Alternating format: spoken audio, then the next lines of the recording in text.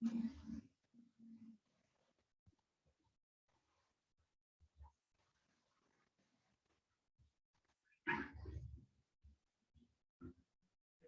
bien. Buenas tardes con todos los participantes del curso taller de verificación de métodos en laboratorio clínico. El día de hoy vamos a desarrollar el taller número 6 sobre verificación de métodos cualitativos.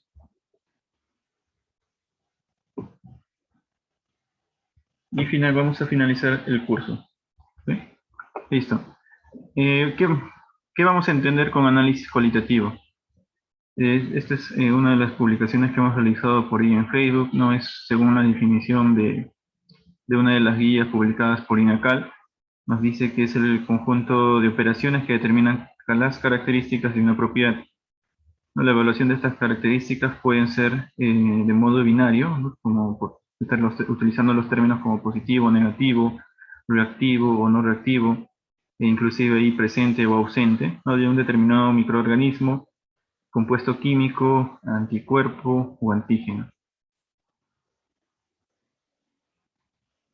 Y en todos esos casos en los que se reportan los análisis de esta forma, ¿no? De tipo binario, vamos a tener que realizar verificación de métodos para técnicas cualitativas. Ahora, ese análisis cualitativo se puede realizar de dos maneras. Puede ser un análisis cualitativo sensorial, no utilizando los sentidos, generalmente la vista, y también puede ser un análisis cualitativo instrumental. Para eso pueden ser equipos, ¿no? Como por ejemplo en los casos de ELISA, en los casos de quimioluminiscencia, y hasta inclusive los equipos que hacen lectura de estas pruebas rápidas. Por ahí los equipos moleculares, ¿no? Que detectan presencia o ausencia de virus, de bacterias, etc. También pueden ser los equipos de microbiología, ¿no? Que también van a detectar presencia o ausencia de alguna bacteria, etc.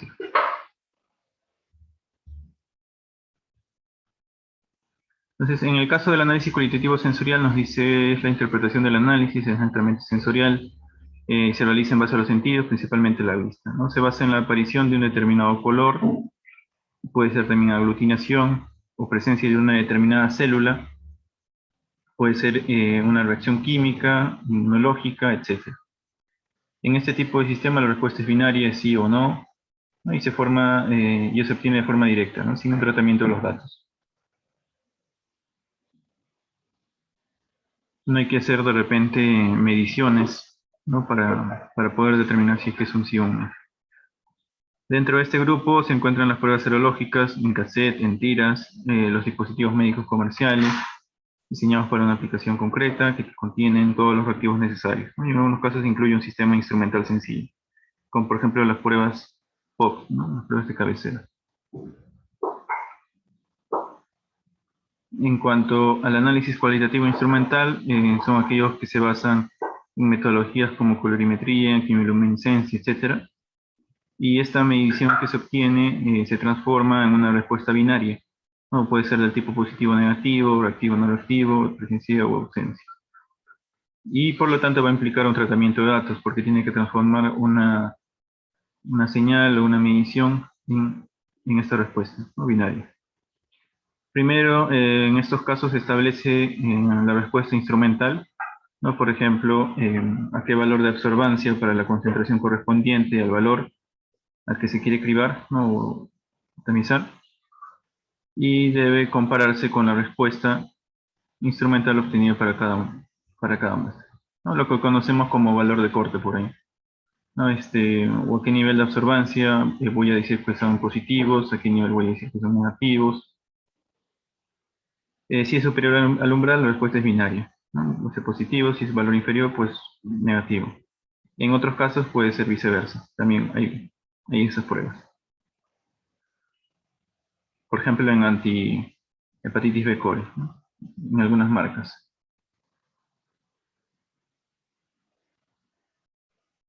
Muy bien, vamos a revisar algunos conceptos que están relacionados a lo que son la verificación de pruebas cualitativas. En este caso, la parte de sensibilidad y especificidad, que son falsos positivos, que son falsos negativos. Supongamos que tenemos 200 personas, ¿no? De las cuales se piensa que algunas de ellas van a estar infectadas con alguna, vamos a considerar un virus. Pero solo 100 están realmente infectados. De estas 200 personas, 100 presentan este virus, pero el laboratorio no lo sabe, ellos tampoco lo saben, ¿ok? Pero ese virus está en 100 de ellas. Una prueba rápida, o una prueba, por ahí, a ver, evitemos por favor ahí activar cámaras, activar este micro, por favor. Supongamos que tenemos una prueba rápida, ¿no? Que ha sido lanzada al mercado y identifica que 82 personas han sido infectadas, ¿no? En este caso estamos haciendo un ejemplo con COVID. La prueba rápida se aplica a estas 200 personas y va a identificar que 82 de ellas, ¿no? Han sido infectadas con COVID-19. Esas 82 personas de las 100 que realmente están infectadas van a ser verdaderos positivos, ¿no? De estas 100 personas que realmente están infectadas, pero por ahí no sabemos la ciencia cierta, de esas 100, 82 están infectadas, y esta identificación ha sido por medio de una prueba rápida. Entonces, esas 82 van a ser verdaderos positivos. Ahora el restante, que vendrían a ser 18 personas, que sí tienen el virus, pero esta prueba rápida no los ha detectado, van a ser falsos negativos. Por el otro lado, ¿no? La prueba rápida me ha indicado de que 13 personas no están infectados. No estaban infectados, ¿no? Pero se les dijo que tenían anticuerpos, ¿no? Anti-SARS-CoV-2. Y estos vendrían a ser falsos positivos. Así que las 87 restantes se identificaron correctamente, así que no tenían la infección. Estos vendrían a ser los verdaderos negativos.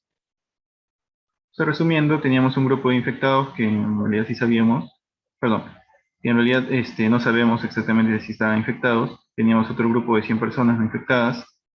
De ellos una parte de los resultados salieron positivos por la prueba rápida, de los cuales tenemos el grupo de los verdaderos positivos y de los falsos positivos, y el restante no son aquellos que dieron negativo, y ahí vamos a tener falsos negativos y también vamos a tener verdaderos negativos. Entonces las discrepancias en las pruebas cualitativas generalmente se centran en eso, ¿no? En que por ahí pueden identificarte falsos negativos o también pueden identificar falsos positivos, ¿no? Los cuales van a ser perjudiciales de repente para que el paciente reciba un tratamiento oportuno o para que no haya un gasto innecesario en la atención médica. Para hacer estas verificaciones de las pruebas cualitativas, tenemos una guía de la CLCI, que es la P12A2, de los cuales va a tomar en cuenta algunos criterios para poder realizar la verificación o validación de estas pruebas. Uno de ellos es el criterio de exactitud diagnóstica. Lo que la guía nos indica es que son los mejores criterios actualmente disponibles para establecer la presencia o ausencia de la condición, evento o característica de interés, mediante un método único o una combinación de métodos, ¿no? O esa combinación de métodos puede incluir pruebas de laboratorio, pruebas de imagen, patología e información clínica, incluido también el seguimiento.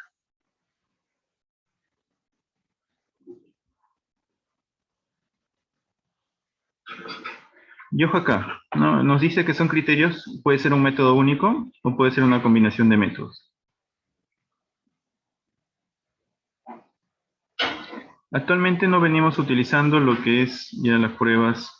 ¿No se escucha?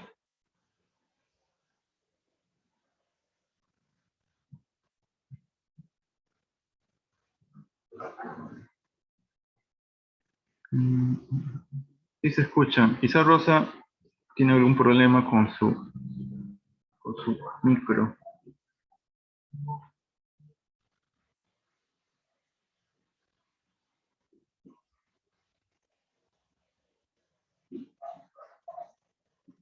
Ya, sí veo que algunos tienen problemas. Deme unos segundos, voy a compartirles la...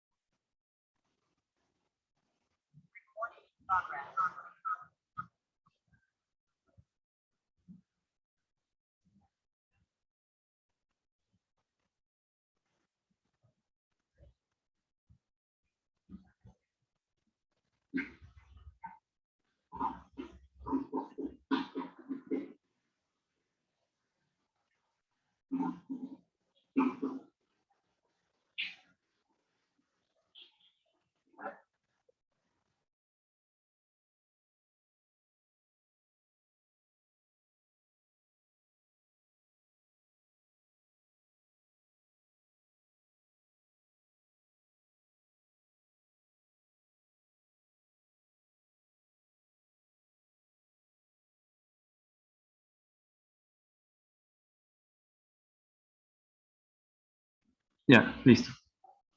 Estos criterios de exactitud diagnóstica van a ser importantes para definir si es que está presente la enfermedad o la condición o el evento que queramos evaluar.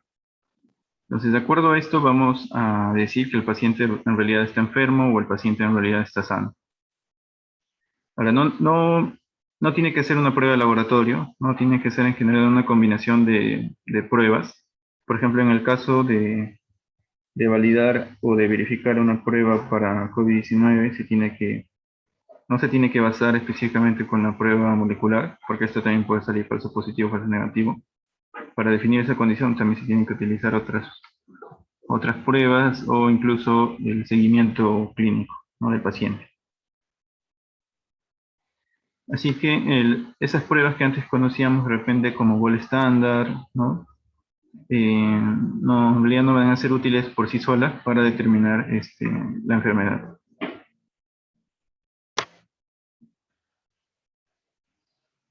Muy bien, como en el caso anterior teníamos, pero solo 100 estaban realmente infectados, ¿no? Y estos 100 realmente infectados se pueden determinar con los criterios de exactitud diagnóstica.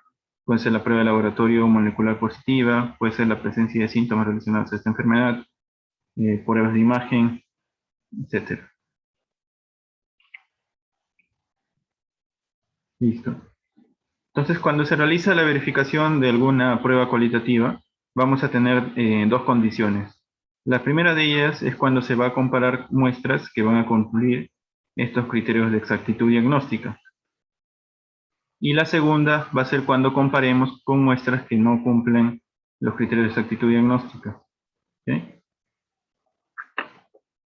Entonces, cuando realizamos este ejercicio, ¿no?, de comparar con muestras que sí cumplen los criterios de exactitud diagnóstica, lo que vamos a calcular va a ser sensibilidad diagnóstica y especificidad diagnóstica. Cuando, cuando hagamos el otro método, ¿no?, como es el de comparar con un método que no es el criterio de exactitud diagnóstica, como por ejemplo hacer una verificación de una prueba rápida antigénica y lo vamos a comparar con resultados de una prueba molecular. En ese caso, ya no hablaríamos de hacer un cálculo de especificidad, de sensibilidad, sino hablaríamos de cálculos de porcentaje de acuerdos, como indica acá, un porcentaje de acuerdo positivo y un porcentaje de acuerdo negativo.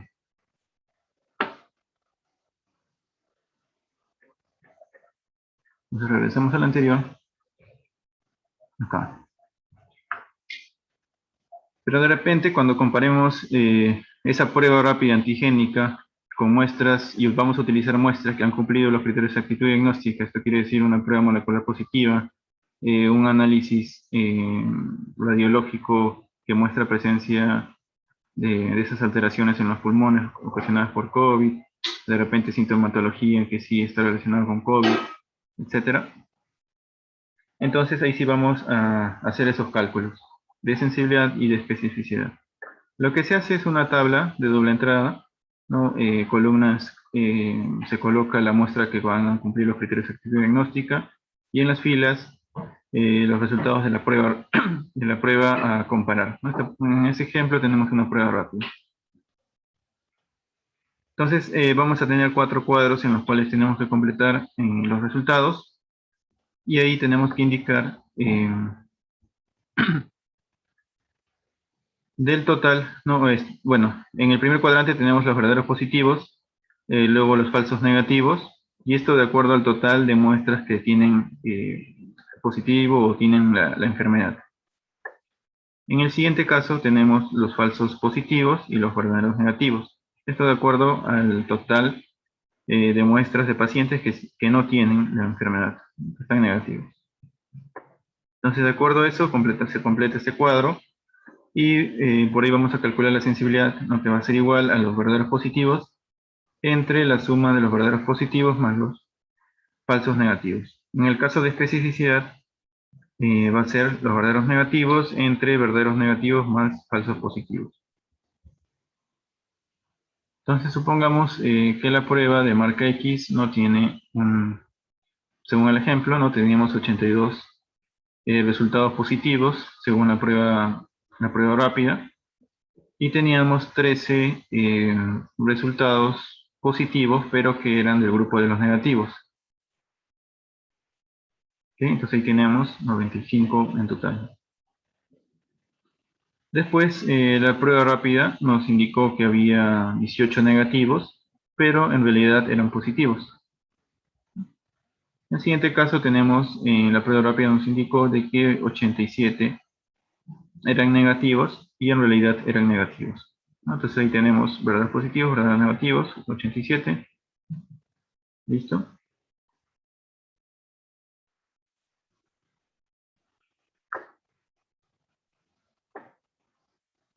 Falsos negativos 18, entonces acá en la sensibilidad va a ser 82 entre 82 más 18, ¿no? Un 82%. La especificidad, los verdaderos negativos entre verdaderos negativos más falsos positivos, 87 entre 87 más 3, 87%. También podemos calcular lo que es el valor predictivo positivo, ¿no? Y los valores predictivos negativos.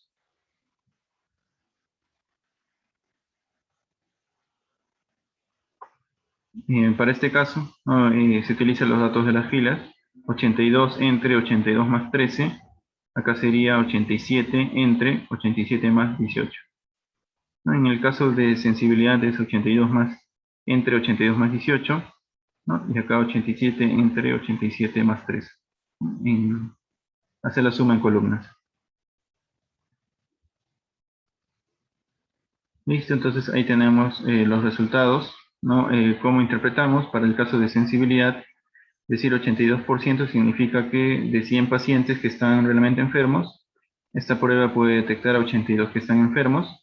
En el caso de especificidad de 87%, podemos decir que de 100 pacientes que están realmente sanos, esta prueba puede detectar que 87 sí están sanos.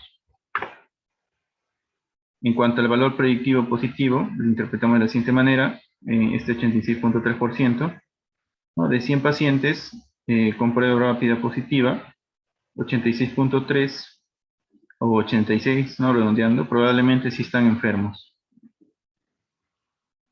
En el caso de un valor predictivo negativo, lo interpretamos de la siguiente manera: de 100 pacientes con prueba rápida negativa, el 82 de ellos probablemente sí están sanos.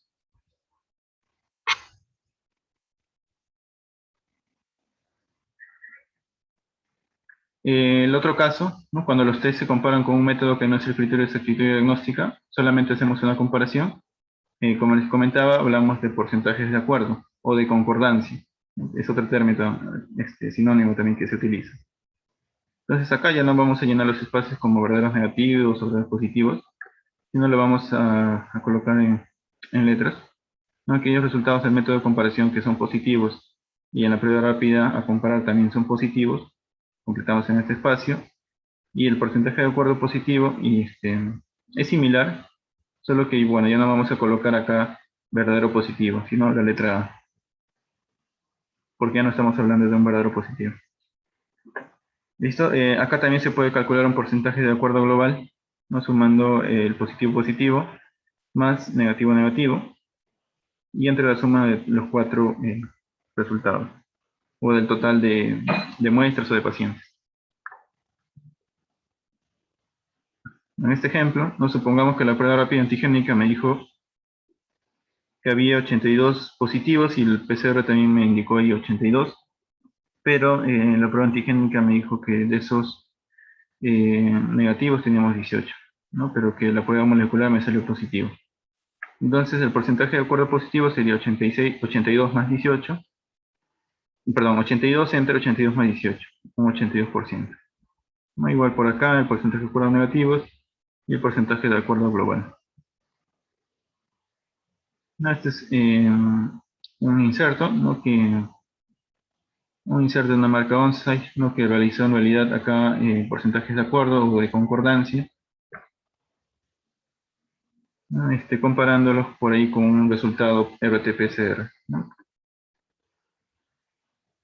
Concordancias. También se puede calcular estos intervalos de confianza, ¿no? Que nos indica acá el inserto. Para ello tenemos que hacer cálculos por ahí de tres datos para poder calcular el intervalo de confianza inferior y el intervalo de confianza superior, ¿no? Esta prueba, por ejemplo, tiene un porcentaje de acuerdo de 96.7% para IgG y tiene un intervalo de confianza que va desde el 93.3% al 98.4%. ¿Listo? Para especificidad también se puede calcular eso, o también para lo que es acuerdos, un acuerdo positivo.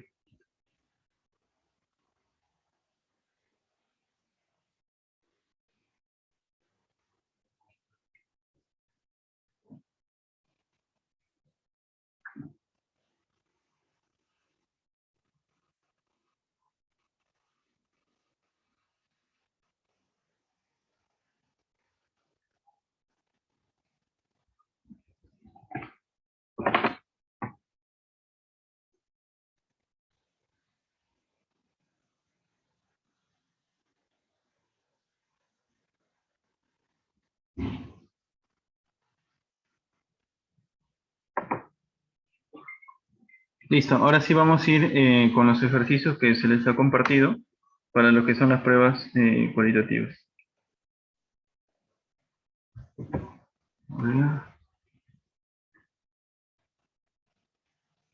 Ya, ahora sí.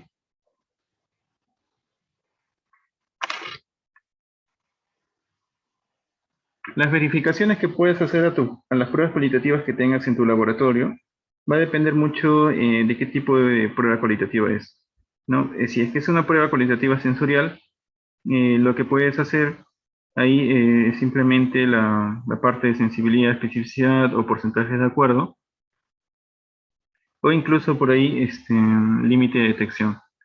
En el caso de pruebas cualitativas instrumentales, ¿no? Aquellas que se realizan por ELISA, por quimioluminiscencia o por este, amplificación de ácidos nucleicos, etc.,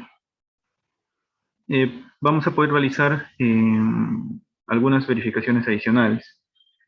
En el caso de las pruebas cualitativas instrumentales, en los cuales, por ejemplo, ¿no? En este caso, tenemos ahí en el ejemplo el analito anti-HIV, ¿no? Que se realiza mediante quimioluminiscencia. Vamos a realizar un estudio de precisión, ¿no? Vamos a ver qué tan dispersos pueden ser los resultados que pueda emitir este equipo para una sola muestra. También se puede hacer sensibilidad y especificidad, y también vamos a hacer lo que es valor de corte. También se puede hacer lo que se conoce como, como selectividad. ¿Listo? En cuanto al estudio de precisión que se puede realizar a esta prueba, se desarrolla igual mediante el EP15A3. En el inserto tienes que ubicar los datos de precisión para repetibilidad y los datos para precisión intermedia, ¿no? O interensayo o interensayo.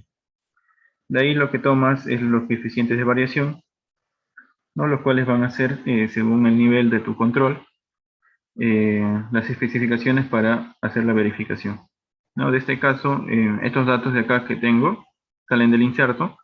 El 549 vendría a ser el CBR del fabricante para nivel 1 y el 5.61 el CBWL para el caso del fabricante.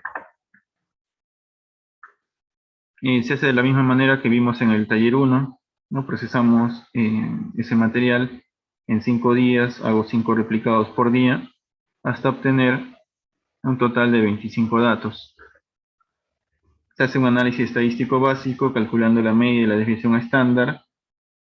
Luego por ahí también podemos calcular un coeficiente de variación. De acuerdo a eso, vamos a ver si hay valores atípicos mediante los límites de groups, ¿no? Saco un límite inferior o un límite superior, veo si es que alguno de estos 25 datos está fuera de estos límites. Y como lo habíamos comentado en el taller 1, lo recomendable es solo tener 2 valores atípicos y que esos valores atípicos sean en distintos días. Si es que tengo 2 atípicos en un solo día, se tiene que repetir el experimento. Y si tengo más de 2 atípicos en diferentes días, de igual manera, no repetir el experimento. Si es que no tienes atípicos o si es que de repente encontraste alguno de ellos, lo tienes que eliminar y de acuerdo a la cantidad de datos que te queden, pasas al análisis de varianzas o también conocido como prueba nova. Eh, Esto lo podemos realizar también en el Excel, calculamos o obtenemos datos que van a ser los promedios de los cuadrados y de acuerdo a eso se calculan la varianza intracorrida y la varianza entrecorrida. Muy bien. De estas varianzas se calculan la desviación estándar en las dos condiciones de evaluación, que son las condiciones de repetibilidad y las condiciones de precisión intralaboratorio. El siguiente cálculo viene a ser el coeficiente de variación, en este caso de laboratorio, en las mismas condiciones, repetibilidad y precisión intralaboratorio. ¿No? Para ese coeficiente de variación, la fórmula, ¿no?, sería desviación estándar de repetibilidad entre la media de los 25 datos o los 24 o los 23. También se calcula el otro coeficiente de variación para precisión entre laboratorio.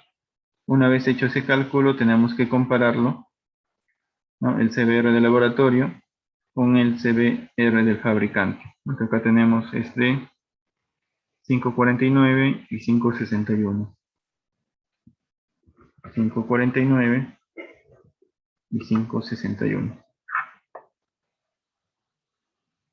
¿No?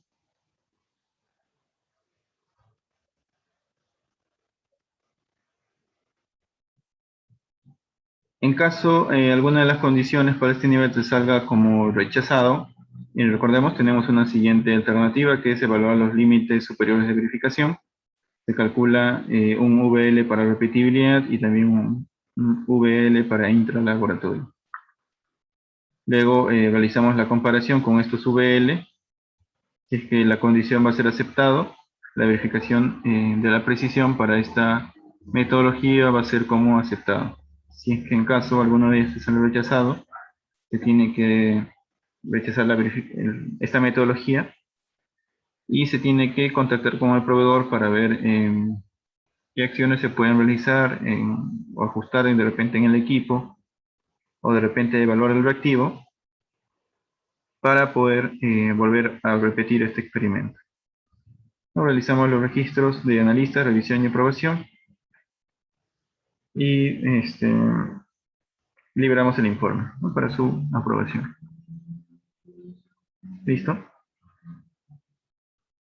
Entonces, este es el resumen, ¿no?, lo que vimos en el taller de precisión. Si es que nos alcanza por ahí en un poco de tiempo, lo vamos a poder, lo vamos a revisar más a detalle. Pero es el mismo ejercicio que hemos hecho en el taller 1. ¿No? De repente, si ustedes desean practicar, pueden utilizar estos datos y hacer los cálculos que corresponden.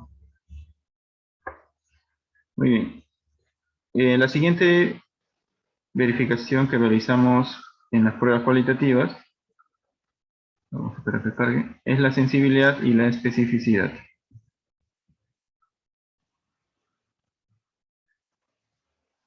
Acá tenemos una prueba, no me colocó el nombre. No.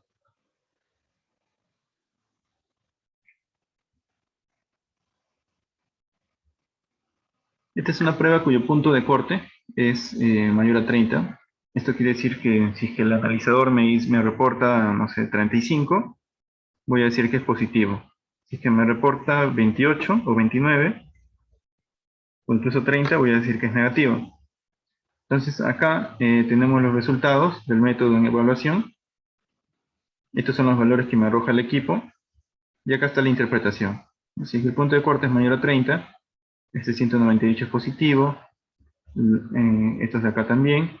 Acá tengo un valor de 4, está por debajo del punto de corte, va a ser negativo, ¿no? Este 28.8 también es negativo. Estos valores menores a 30 son negativos también. Entonces ahí tengo las interpretaciones.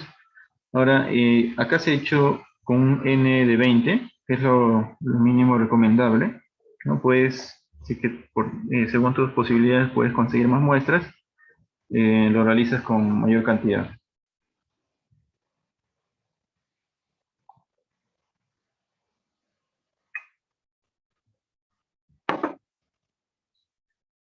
Pero como les digo, lo mínimo recomendable es 20. ¿Listo? Acá tengo los resultados de las muestras según el criterio de exactitud diagnóstica.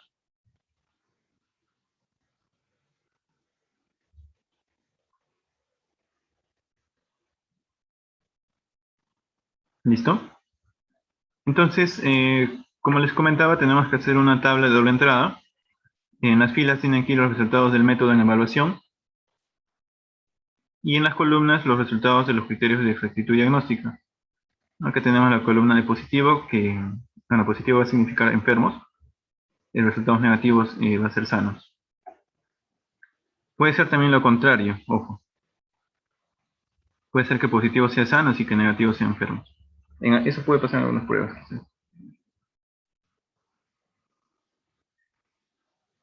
Listo, entonces vamos a ir completando, ¿no? El primer cuadrante que se completa es de los verdaderos positivos. Entonces hay que ubicar aquellos resultados que me han dado positivo por acá y también me da positivo en el otro lado. Entonces lo voy a ir acá coloreando. Este es positivo, positivo. Este es negativo, negativo. Eso quiere decir que es el cuadrante de los verdaderos negativos.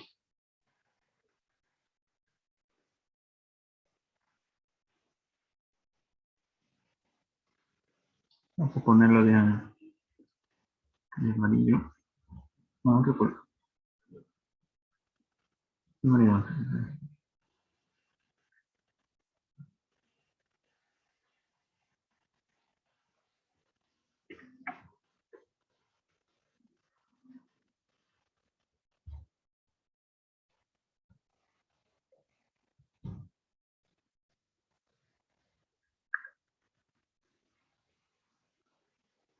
Ah, acá no se borró los datos. A ver.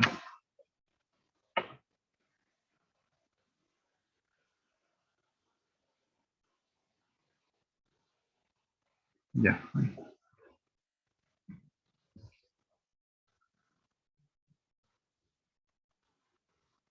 Ya. Este es negativo, negativo. Y eso vendría a ser los verdaderos negativos que van en este cuadrante. A ver, positivo, positivo. Ya este,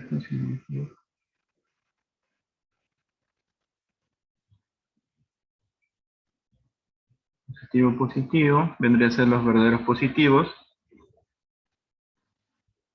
A ver, otro. Acá tengo positivo. Por acá también positivo. Y este vendría a ser el último. Listo. Ahora, negativo, negativo. No tenemos estos tres de acá. Listo. Entonces, ahí, ¿cuántos cuadrantes amarillos? Tenemos 4. 4 verdaderos negativos y 14 verdaderos positivos. Y ahora vamos con los falsos negativos. Vamos a ponerle por ahí naranja. Este cuadrante de acá viene a ser los falsos negativos. No, aquellos resultados que son positivos según criterios de exactitud diagnóstica y son negativos por el método de evaluación. Entonces acá tengo, es positivo por criterio de exactitud diagnóstica, pero es negativo según mi método de evaluación. Aquí tengo otro. Y acá tengo otro. Listo. Entonces ahí tengo dos falsos negativos. ¿Cuántos falsos positivos tengo? Cero. No hay ningún resultado que sea negativo de un criterio y que salga positivo.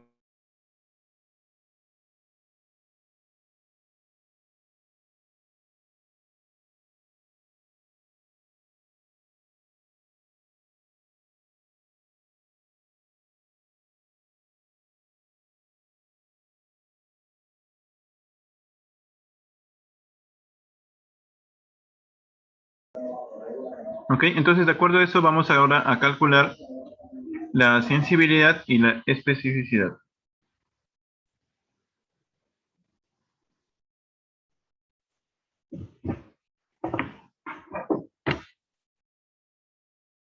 Muy bien, vamos a ingresar la fórmula. Es igual a los verdaderos positivos entre la suma del verdadero positivo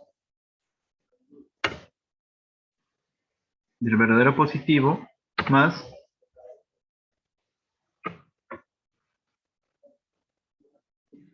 los falsos negativos.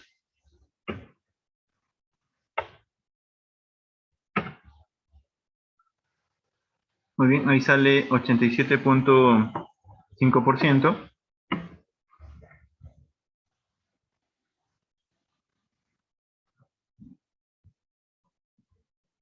Y en el caso de especificidad diagnóstica, vamos a colocar igual. Acá irían los verdaderos negativos.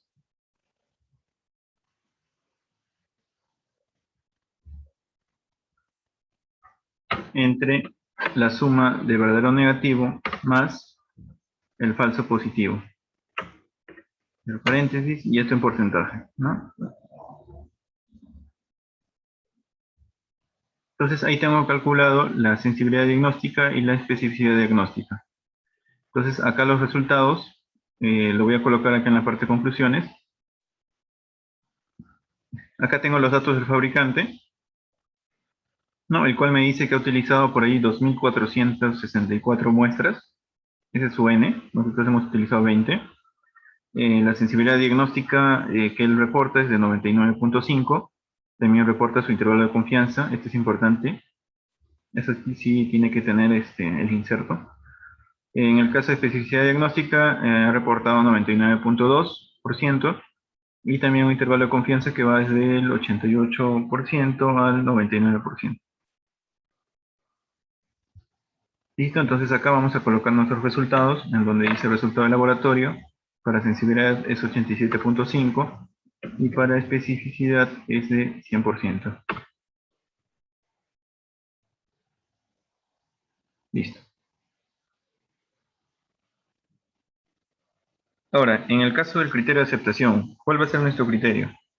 Acá tenemos que considerar, como dice ahí en el comentario que les he colocado en el Excel, tenemos que comparar el valor estimado con el intervalo de confianza inferior del fabricante. Para este caso de sensibilidad reportado por el fabricante, su intervalo de confianza inferior es de 99%. En el caso de especificidad es del 88.2%. Acá coloco 82.2.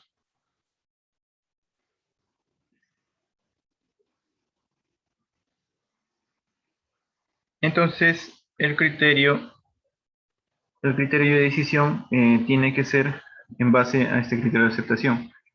Entonces acá vamos a colocar el comentario. Criterio de aceptación debe ser menor que el resultado del laboratorio.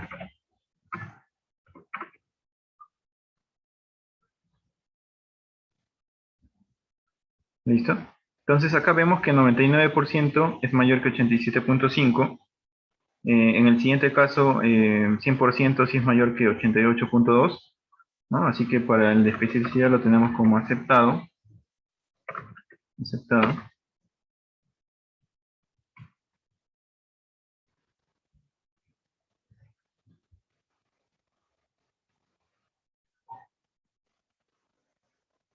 Está aceptado.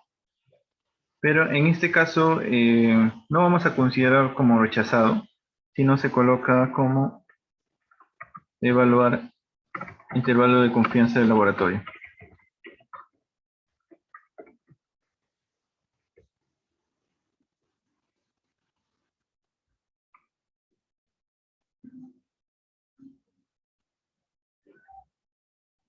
Entonces acá tenemos que calcular nuestro intervalo de confianza superior. Vamos a colocar del laboratorio. Vamos a ajustarte esto. Ya está. Listo. Entonces tenemos una segunda opción cuando acá nos sale, no cumplamos este criterio, ¿no? El primero de ellos. Tenemos que evaluar el intervalo de confianza superior del laboratorio. Para el caso de aceptado ya no sería necesario evaluar el intervalo de confianza de especificidad. ¿Sí? Así que por acá no tendríamos por qué completar.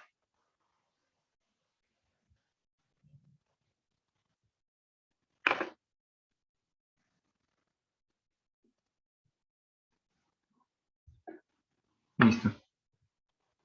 Entonces tenemos que hallar el intervalo de confianza superior al laboratorio. Eso quiere decir hallar el intervalo de confianza de este 87.5%. Para eso tenemos que guiarnos de esta fórmula de acá. Tenemos que calcular primero el valor de A, luego el valor de B, luego el valor de C, para poder reemplazar en esta fórmula del límite superior al intervalo de confianza del 95%. ¿Cómo calculamos A? Ahí nos dice igual 2 por el verdadero positivo, que sería acá 14, más 3.84. En el siguiente caso de B tengo 1.96 por la raíz de 3.84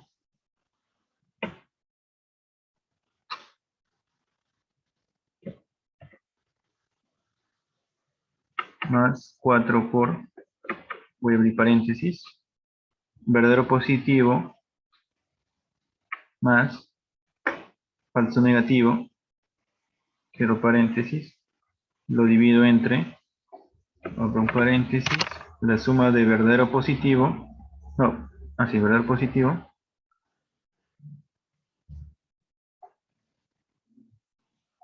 arriba es multiplicación, ¿no? Arriba es multiplicación y abajo es suma, más falso negativo. Ahí cierro paréntesis.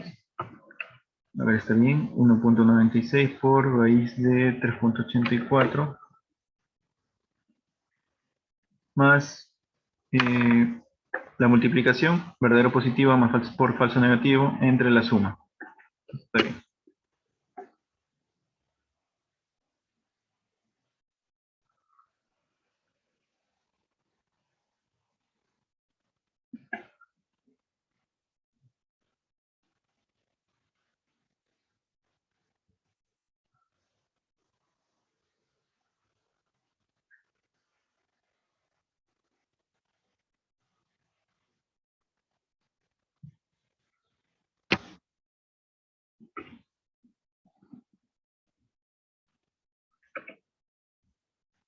Un segundo, creo que hay un error en la fórmula.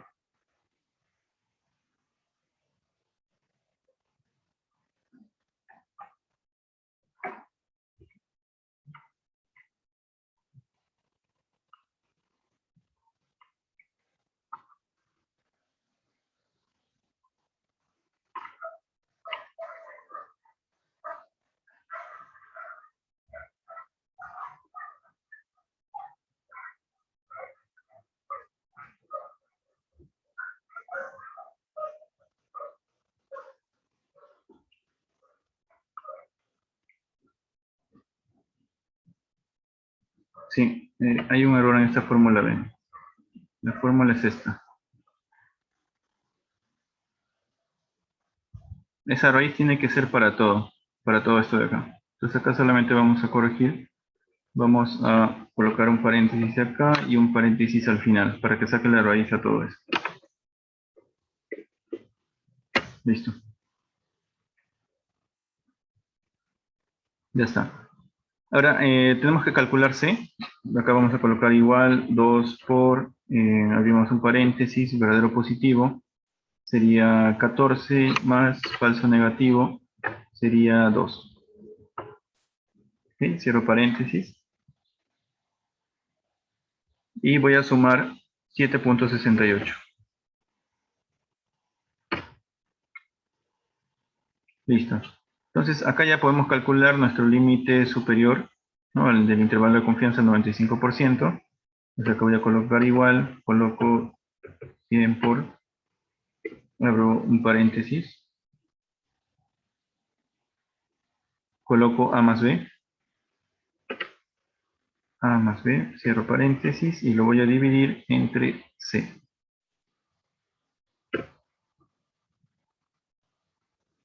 Muy bien, acá ya tengo el intervalo de confianza superior. Esto está en porcentaje, así que vamos a borrar este 100. Vamos acá a colocar porcentaje. Y nos sale 96.5%. ¿Ok? Esto lo vamos a comparar con nuestro criterio de aceptación.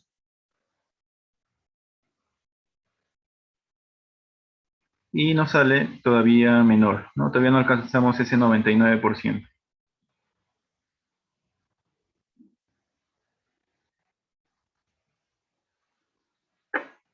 Nuestro intervalo de confianza superior es de 96.5% y todavía no llega al criterio de aceptación que tenemos de acuerdo al fabricante, ¿no? Que es de 99%. Entonces, acá, bueno, no es necesario, bueno, todavía no podemos afirmar de que debemos rechazar esta prueba. Uno de los motivos es porque el fabricante la ha validado con una gran cantidad de muestras, ¿no? Más de 2000 muestras. Nosotros lo hemos hecho con 20. Así que podemos tomar una siguiente opción que es recolectar más muestras y ver si mejora, ¿no? La sensibilidad diagnóstica que podamos hallar en el laboratorio. De repente se pueden recolectar 20 más o incluso recolectar 100 muestras. Sí puedes incluir estas 20 muestras de acá, ¿no? De repente sumar 80 más o sumar 20 más y ver si mejora la sensibilidad diagnóstica.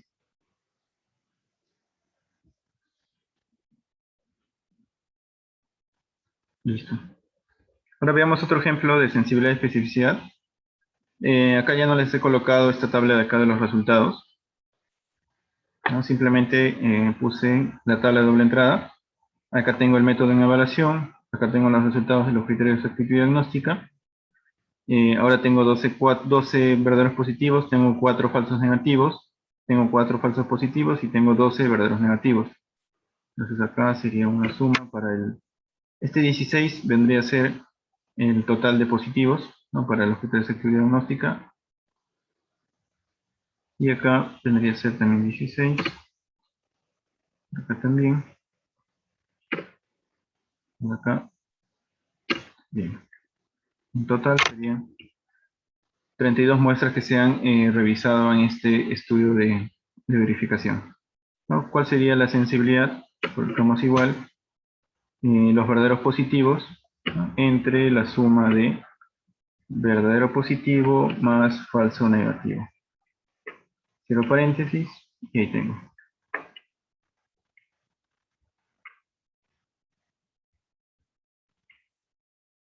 Ahora acá vendríamos a colocar igual. En el caso de especificidad, trabajamos con la columna negativo, ¿no? Colocamos el verdadero negativo y lo dividimos entre la suma de ese verdadero negativo más su falso positivo. Con paréntesis. Y tenemos también ahí el 75%.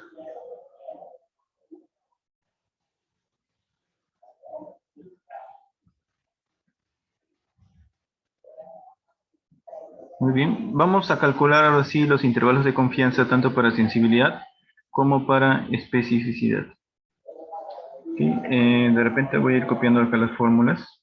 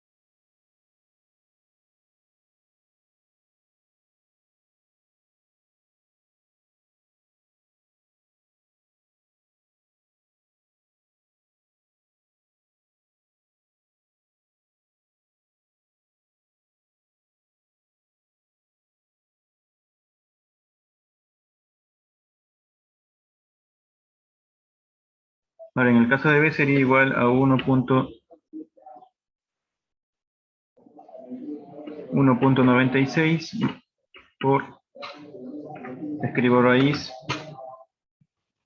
abro un paréntesis más, coloco 3.84 más 4 por, abro paréntesis, verdadero positivo por falso negativo, y lo voy a dividir entre la suma, verdadero positivo más falso negativo, cierro paréntesis, ¿está? Listo. El caso de C, coloco igual 2 por, abro paréntesis, la suma, verdadero positivo más falso negativo, cierro paréntesis, más 7.68. Listo. Ahora vamos a calcular DEF, que nos va a servir para calcular el intervalo de confianza de especificidad. Es similar, si nos damos cuenta las fórmulas son iguales, solo que ahora vamos a utilizar la columna de negativos, ¿no? Que sería 2 por verdadero negativo más 3.84. Bueno, y nos va a salir lo mismo, porque tenemos los mismos datos acá. Así que vamos a cambiarle, vamos acá a poner un dato más, o dos, 13, y acá vamos a poner, vamos a aumentar, vamos a poner 15, y acá vamos a poner, ahí está bien, 4, ya, para que nos salga diferente, si no va a salir igual. Muy bien, en el caso de, colocamos igual 1.96 por, escribo raíz, ¿no? Ahí vamos a poner 3.84 más 4 por, abro paréntesis, verdadero negativo, que es 15 por falsos positivos, que es 4, cierro paréntesis, lo voy a dividir entre la suma, ¿no? De verdadero negativo más falsos positivos. Cierro paréntesis y vuelvo a cerrar paréntesis.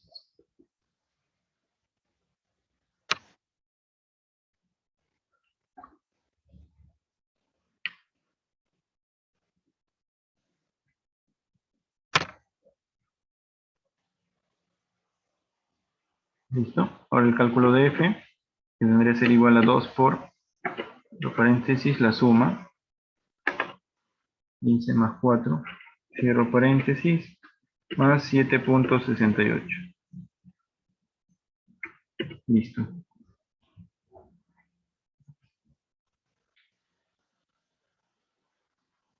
A ver, acá nos falta el límite superior, el límite inferior.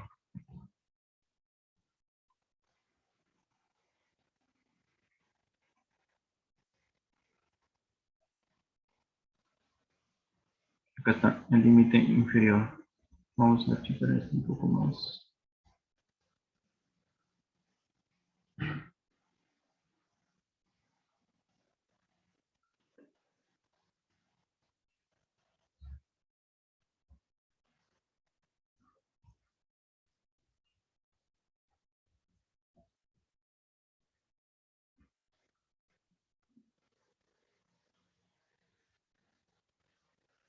Ya está.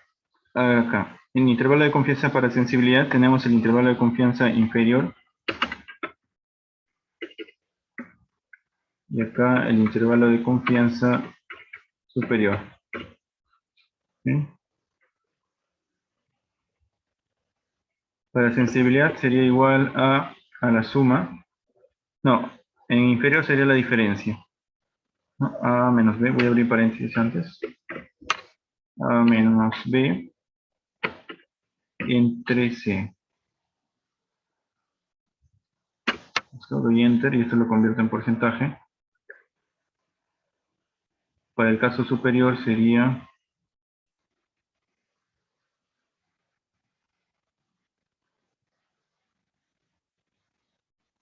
la suma, sería igual, abro paréntesis, ¿no? La suma de A más B entre C. Todo acá lo coloco en porcentajes. Ya está. En el caso de especificidad tenemos el intervalo superior sería igual a D más E y lo divido entre F. Ahí lo tengo el intervalo superior, 91.5. En el caso de inferior es similar. Lo que vamos a restar ahora D menos E. Y lo vamos a dividir entre F. Listo. Tendría que ser 56%. Bien, ya tengo calculados los intervalos de confianza, ¿no? En este caso son de laboratorio, de acuerdo a la sensibilidad y a la especificidad que ha determinado. Por acá tenemos los datos del fabricante. Nos dice sensibilidad diagnóstica 88.2, especificidad diagnóstica 100%, también nos da sus intervalos de confianza. Así que los criterios de aceptación, recordamos, consideramos el intervalo de confianza inferior, ¿no? Para sensibilidad.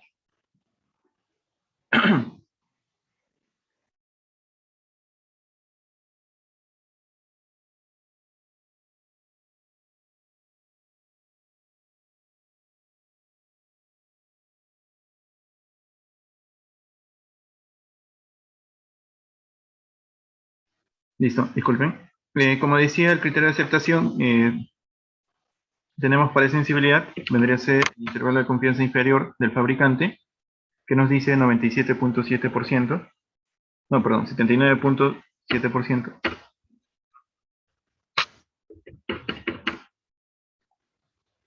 Vamos a ver. Listo. En el caso de especificidad tenemos 91.4%.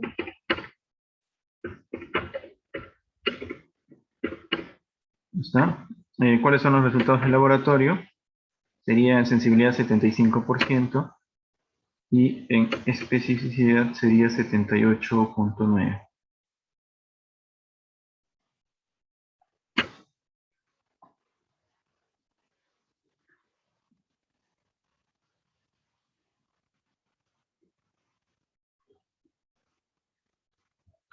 Listo. Ahora, ¿cuál es la decisión o cuál es el criterio? ¿No? Que el valor que reporta el resultado del laboratorio sea mayor que el criterio de aceptación. En este caso, tenemos que ambos, los resultados del laboratorio son menores que el criterio de aceptación. Entonces acá vamos a considerar lo siguiente, ¿no? Evaluar intervalo de confianza superior.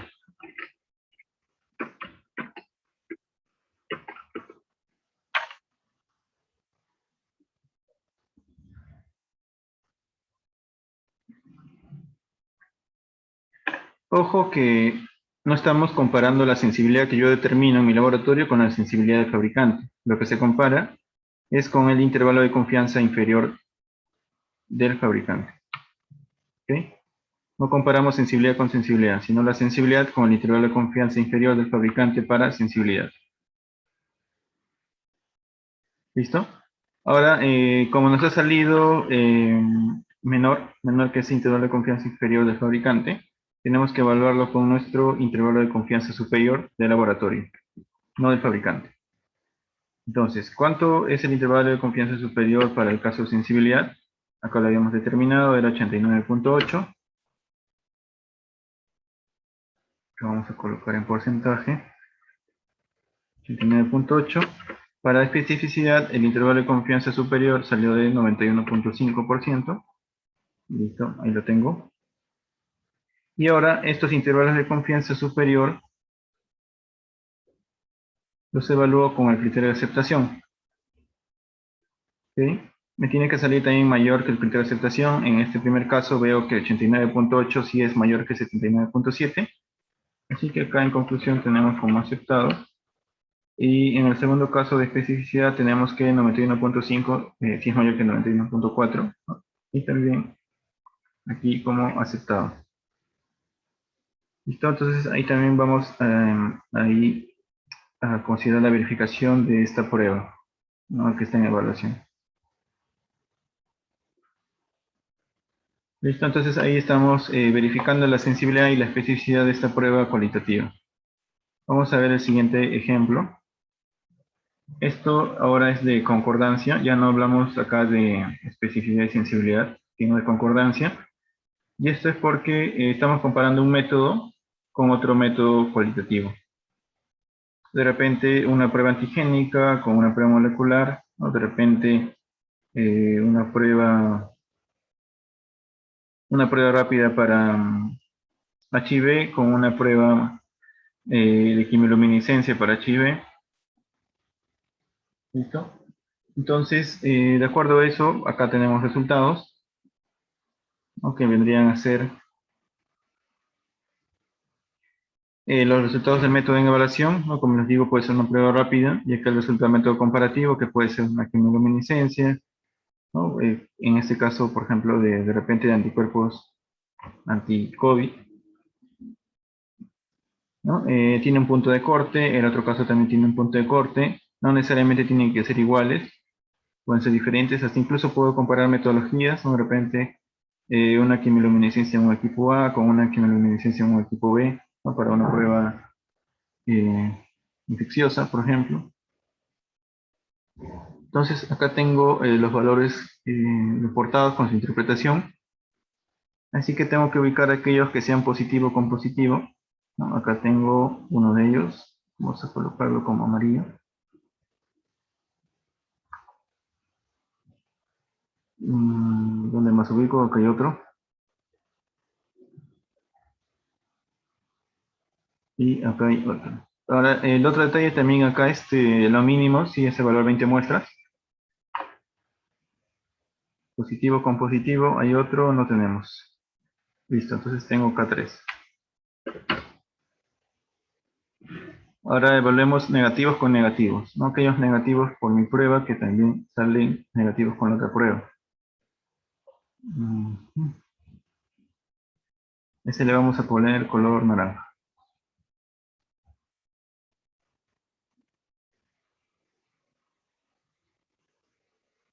Estos son negativos y negativos. Acá hay un negativo, pero acá sale positivo, ese es otro. Negativo con negativo. No, estos son negativos y acá también me ha salido negativo. Listo.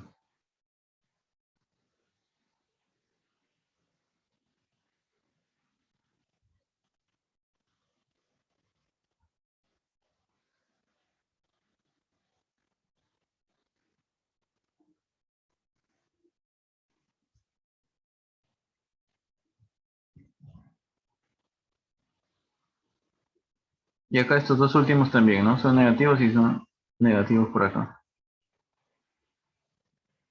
Entonces contamos, acá tengo 2, acá van 5,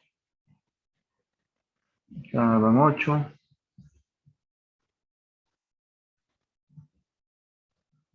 14, 15, 16. Listo. Ahora, acá tengo un negativo y acá me ha salido en la prueba, en evaluación, me ha salido positivo.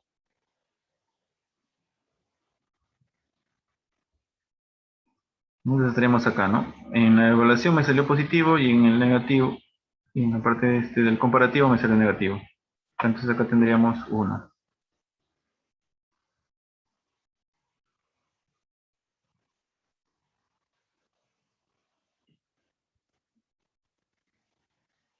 Aquí, negativos en la prueba en evaluación, pero que me hayan dado positivo en otro lado, tengo 0.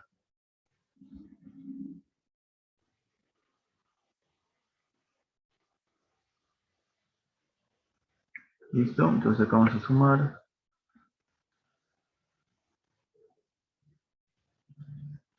Y también.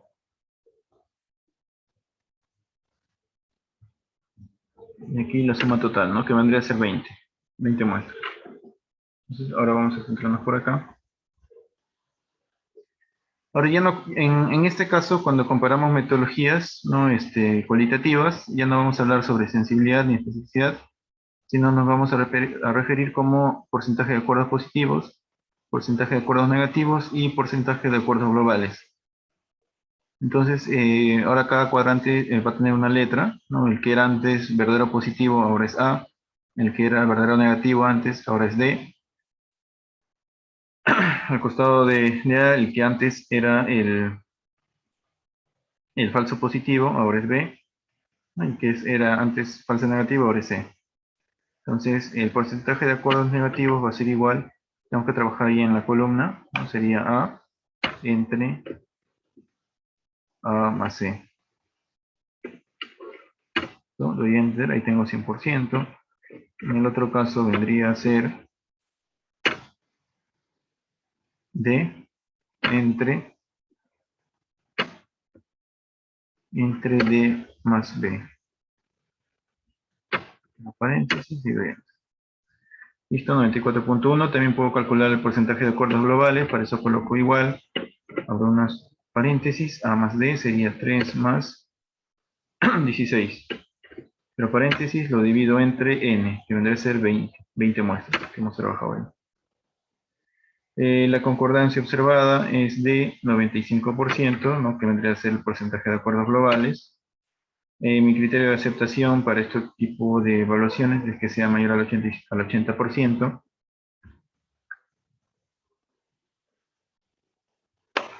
Para eso, acá considero como decisión aceptada. ¿Listo?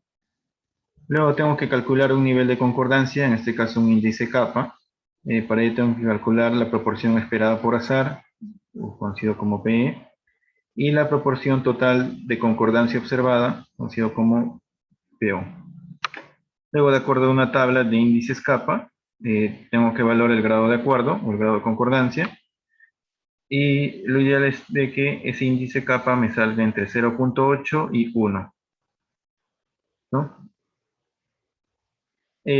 La proporción total de concordancia observada ya no lo tengo que calcular porque eso es el porcentaje de acuerdos globales, que vendría a ser 0.95. Lo que sí tengo que calcular es la proporción esperada por azar, que vendría a ser igual a, acá tengo la fórmula, tengo que hacer una multiplicación de t por r. T vendría a ser el total de positivos y R vendría a ser, perdón, el total de positivos por el método comparativo y R vendría a ser el total de positivos por el método en evaluación. T por R.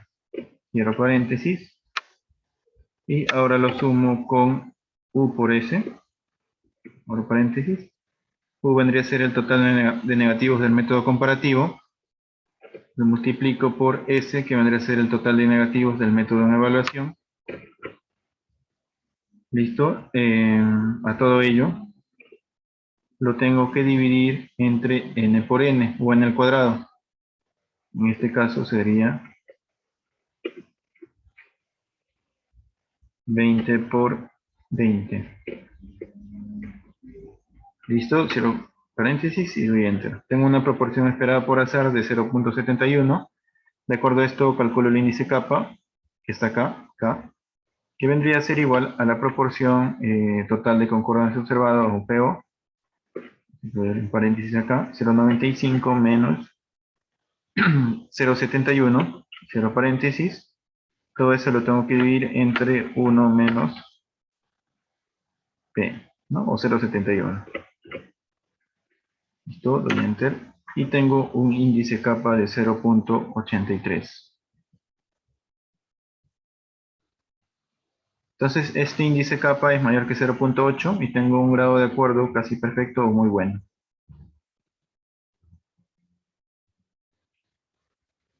Por lo tanto, la decisión también acá es aceptada, ¿no? O verificado. Listo.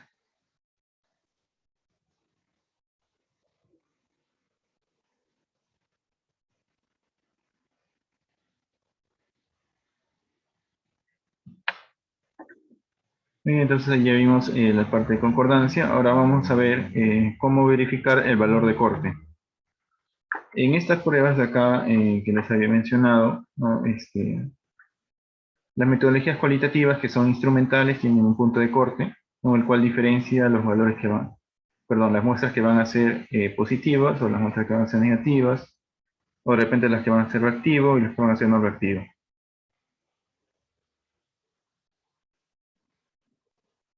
¿Sí? Entonces acá igual, ¿no? Teníamos un valor de corte, acá en concordancia, ¿no? Acá tenía un punto de corte mayor a 3.5. Esta prueba de acá tenía un punto de corte mayor a 0.1, ¿no? Ambas medían lo mismo, pero tenían puntos de corte diferentes. Ese punto de corte lo establece el fabricante, ¿no? Ellos evalúan una gran cantidad de muestras y de acuerdo a eso determinan cuál es el punto de corte. A ver, acá en chat tenemos una consulta, perdón, dos consultas. Listo. Mario Soto nos dice, esto se debe hacer para evaluar un método nuevo para un cambio de lote del kit de prueba.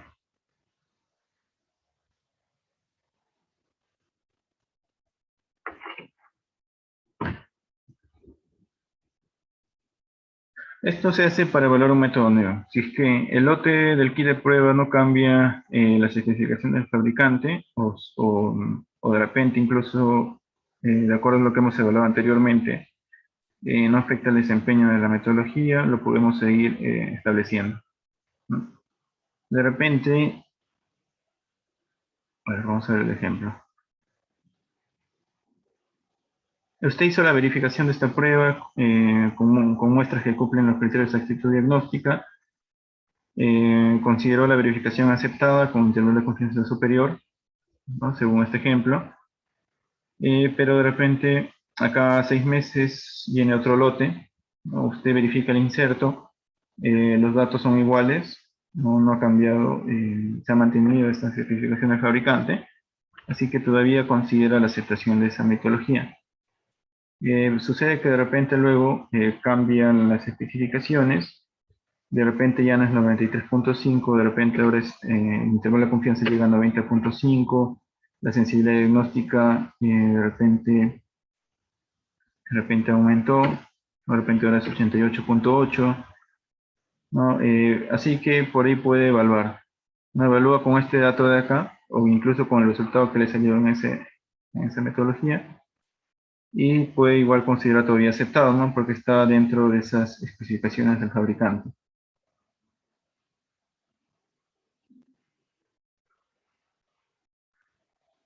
Pero ¿qué pasaría si es que las especificaciones de repente disminuyen o aumentan, ¿no? Y su intervalo de confianza es superior, o incluso su resultado de laboratorio no está dentro de esos intervalos que estableció el fabricante?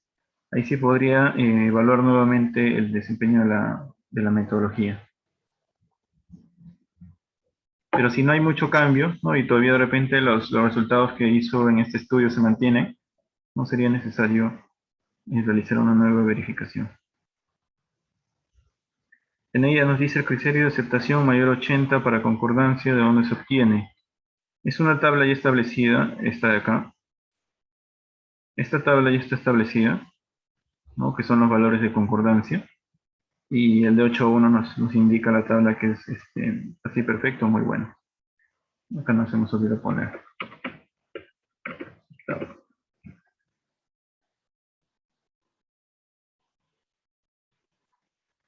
Listo. Ahora vamos a ver, como les decía, el valor de corte. Para valor de corte sencillo, no vamos a hacer muchos cálculos, solamente sí un experimento y tenemos que hacerlo en el laboratorio y por ahí luego hacer algunas eh, verificaciones, ¿no? Visualmente. Entonces, acá tenemos un ejemplo, no se quiere verificar el valor de corte para la prueba de benzodiazepinas, que es en este caso detección de drogas de abuso. Se obtiene una muestra de paciente con una concentración ligeramente por encima del valor de corte, declarado por el fabricante. Bueno, si es que tienes acceso a una metodología con la cual puedes medir estas benzodiazepinas cuantitativamente, también sería perfecto. ¿Sí? Así que esta metodología es cualitativa, no está midiendo benzodiazepinas en concentración, solamente te dice si es que tiene, en- tiene benzodiazepinas en suero o en la matriz que va a determinar. Así que la concentración de la muestra que está por encima del valor de corte se determinó con otra metodología cuantitativa y nos dice que es una concentración de la muestra de 0.4 miligramos por litro. El valor de corte declarado por el fabricante vendría a ser de 0.2, no 0.2 miligramos por litro. Entonces, lo que se tiene que hacer acá es preparar 11 tubos con diluciones proporcionales, ¿no? Mezclando muestra de paciente con diluyente comercial, ¿no? Esto según el fabricante, ¿no? Qué diluyente puedes utilizar. A cada muestra luego se tienen que realizar 10 replicados, ¿no? De estos 11 tubos, a cada uno de ellos vas a hacerle 10 replicados, o sea, procesar la muestra 10 veces. ¿Listo? Hay que asegurar también de que el volumen final no alcance para todas las réplicas. Eh, si es que preparas, no sé, 500 microlitros, ¿no? Tienes que asegurarte que tu equipo va a hacer la lectura 10 veces con esa cantidad de 500 microlitros. Así que es algo también que tenemos que asegurar, ¿no? Para evitar por ahí algún valor atípico debido a poca muestra. Luego tenemos que hacer la interpretación de los resultados. ¿Cómo vamos a realizar estas diluciones? Primero hay que rotular los 11 tubos. Para ello vamos a colocar de C1 hasta C11. ¿Listo? En el tubo C1 vamos a colocar, mejor dicho, vamos a empezar con el C11. Ahí tengo la muestra del paciente, voy a agregar 1 mililitro. No le voy a agregar nada de diluyente comercial. A la muestra C10 voy a agregar 0.9 mililitros de muestra del paciente. Diluyente comercial 0.1 y así sucesivamente, ¿no? Vamos a ir disminuyendo a razón de 0.1 mililitro. Igual en lo que es diluyente comercial vamos a ir aumentando a razón de 0.1 mililitro. De acuerdo a esto, la muestra del paciente, ¿no? Tenía una concentración de 0.4 miligramos por litro. Entonces ahí tenemos la concentración teórica para nuestro tubo C11. Y vamos a ir calculando las concentraciones teóricas para los siguientes tubos. ¿Listo?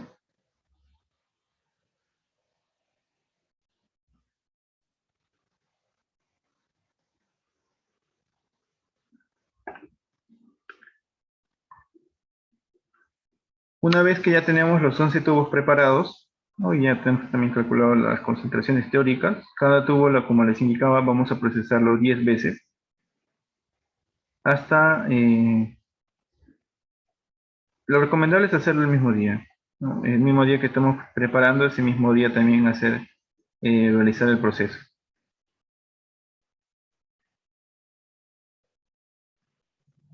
Víctor nos dice la concentración del paciente en este caso, ¿para qué método se realizó? No, Víctor, no tengo el detalle de la metodología, solo sé que es para benzodiazepinas. ¿Listo? Entonces, de esos 10 replicados voy a tener 10 resultados, de los cuales tengo que identificar qué resultados son positivos y cuáles de ellos son negativos. Y esto según el valor de corte que me da el fabricante, ¿no? Determinar cuáles son positivos y cuáles son negativos. Entonces, lo que voy encontrando en el tubo 1, para este ejemplo, es que 10 han salido negativos, en el tubo 2 también tengo 10 negativos, el tubo 3 me dicen 10 negativos, el tubo 4 me dice 10 negativos, el tubo 5 me dice que hay un positivo y que hay 9 negativos. El tubo 6 me dice que tengo 7 positivos y también de que tengo 3 negativos.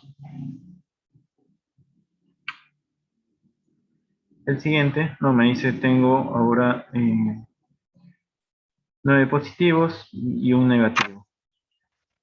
En el siguiente caso ya voy teniendo 10 positivos y 0 negativos y así hasta el último.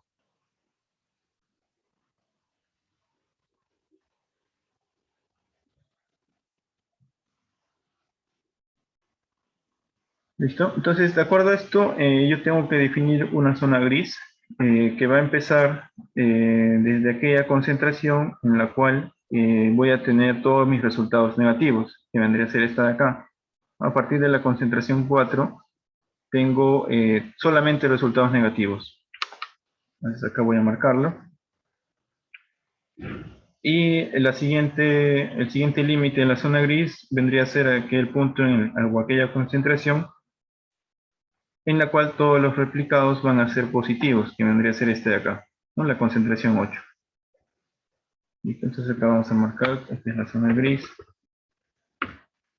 Listo.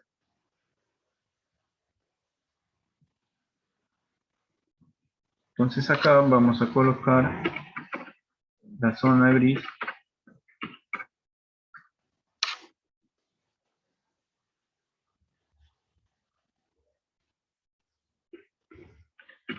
Está entre, ¿cuál sería la concentración? 0.12. Las unidades eran miligramos por litro.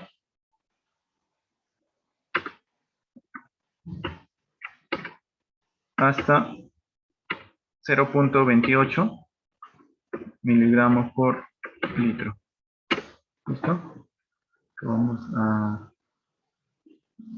Muy bien.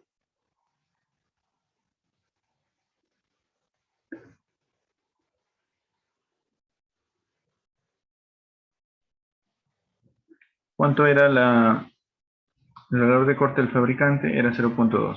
Entonces acá vamos a colocar valor de corte del fabricante 0.2 miligramos por litro. Conclusión.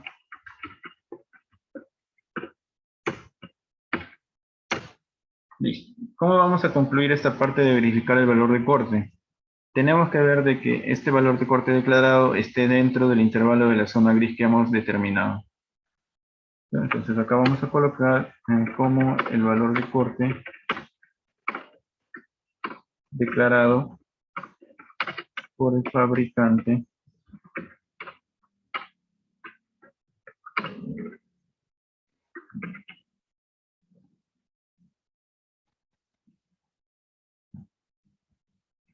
se encuentra en el intervalo de la zona gris evaluada. Se acepta la verificación.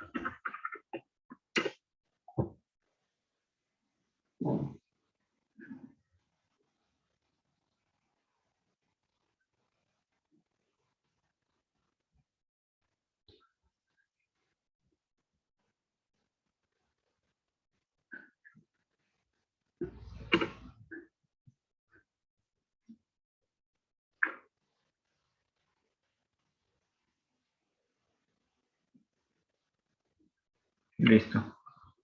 Entonces, así vamos a verificar lo que es el valor de corte de esta prueba cualitativa. ¿Sí?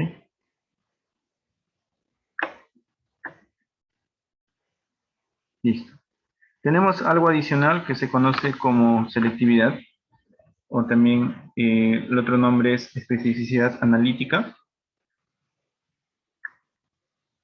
Y bueno, esto es más sencillo también.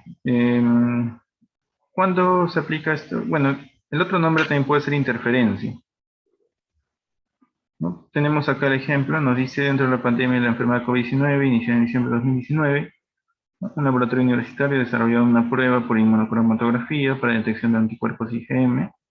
Se han obtenido 32 muestras con resultados positivos, ¿ok? De los cuales, bueno, además tenemos 90 muestras de individuos sanos, negativos a COVID-19, y tengo 4 muestras negativas a COVID-19, pero son positivas a influenza, ¿no? Y tengo influenza H1N1 y también es positivo para hepatitis C. Listo, vamos a repetir acá. Tengo 32 muestras con resultados positivos y tengo 90 muestras de personas sanas, ¿no? Negativas a COVID-19. Y tengo 4 muestras negativas también a COVID-19, pero son positivas a 2 de ellas. De estas 4 muestras, 2 son positivas a influenza A y una es positiva a influenza H1N1 y otro es positivo a hepatitis C, ¿no? Tengo 2, 1 y 1, 4. Entonces se realiza la evaluación, ¿no? Con el método de inmunocromatografía o la prueba de inmunocromatografía. Esto vendría a colocarse en las filas, prueba por inmunocromatografía.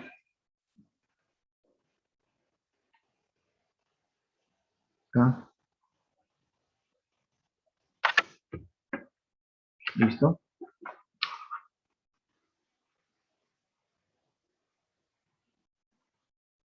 Entonces se realiza de la misma manera que lo vimos por acá en sensibilidad y especificidad, ¿está? ¿No? Se realiza el procesamiento, se hacen las evaluaciones, las comparaciones, y al final lo que tengo por ahí es 32 verdaderos positivos, ¿no? De esas 94 en total negativas. De ahí voy a tener que 93 me van a ser verdaderos negativos, y por aquí que uno me va a salir como falso positivo, ¿no? La prueba de inmunocromatografía me dio positivo, pero en realidad es negativo para COVID-19.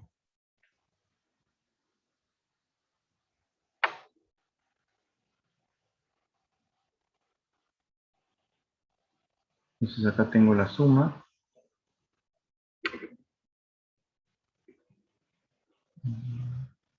Acá también.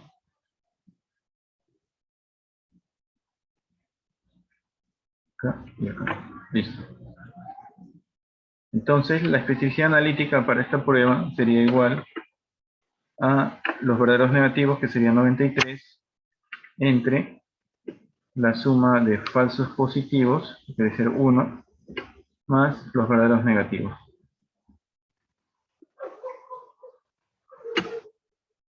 Listo, tengo un porcentaje de 98%. 98.9. Entonces esto vamos a colocar por acá.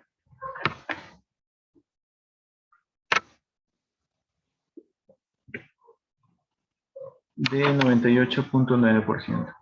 Entonces, este porcentaje es mayor que el valor objetivo, así que tenemos también una verificación aceptada.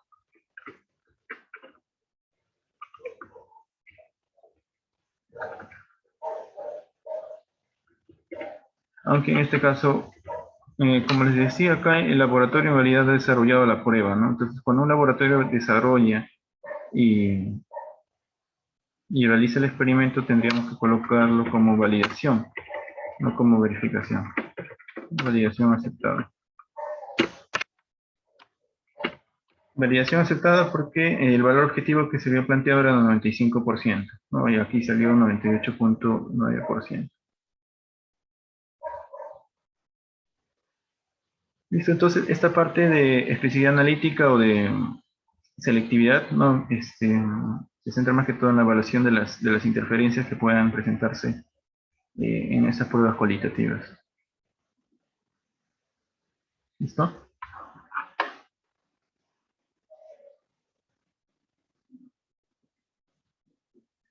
Muy bien, entonces ahí ya estamos revisando la parte de la verificación de las pruebas cualitativas, ¿no? Sensibilidad y especificidad. En el caso que no utilicemos muestras con criterio de exactitud diagnóstica, hablamos de cálculos de porcentaje de acuerdos o de concordancia. En el otro caso tenemos la verificación del valor de corte y por ahí también de interferencias en las pruebas cualitativas. Ahora, en el caso de pruebas semicuantitativas como tira de orinas por ahí, se hace igual, se utiliza el porcentaje de acuerdos, ¿no? Comparas los resultados, eh, de repente de las tiras con un analizador de tiras o de orinas, ¿no? Y también evalúas la concordancia con el índice kappa. Y ahí sí lo realizas de acuerdo a los niveles, ¿no? De resultados. Negativo, una cruz, dos cruces, tres cruces. Tienes que evaluar todos esos niveles.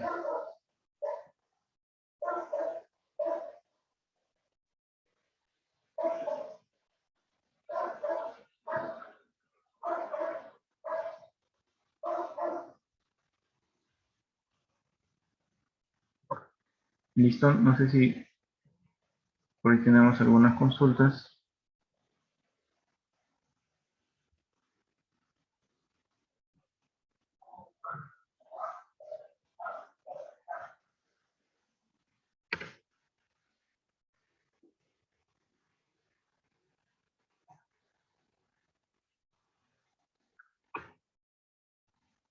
A ver, María Soto nos dice, para el valor de corte se debe siempre verificar con una muestra de concentración mayor al valor de corte por el fabricante. En realidad tiene que ser encima del valor de corte, no por debajo. Una muestra positiva que esté ligeramente superior al valor de corte, ¿no? Tampoco es que sea una muestra con un valor bien alto. A ver, Mayreli nos dice, ¿estas pruebas se hacen para ambas, cualitativas y cuantitativas? No. Estas verificaciones que estamos revisando se hacen para las pruebas cualitativas. Como les había indicado en la diapositiva, nosotros tenemos dos tipos de análisis cualitativos. Uno que es cualitativo instrumental y otro que es cualitativo sensorial, ¿no? En el caso de las cualitativas sensoriales, podemos hacer lo que es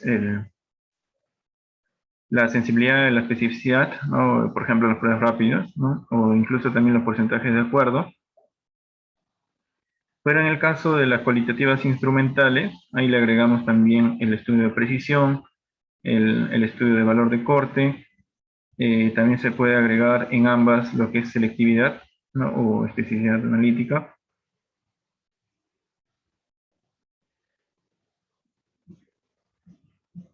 ¿Listo?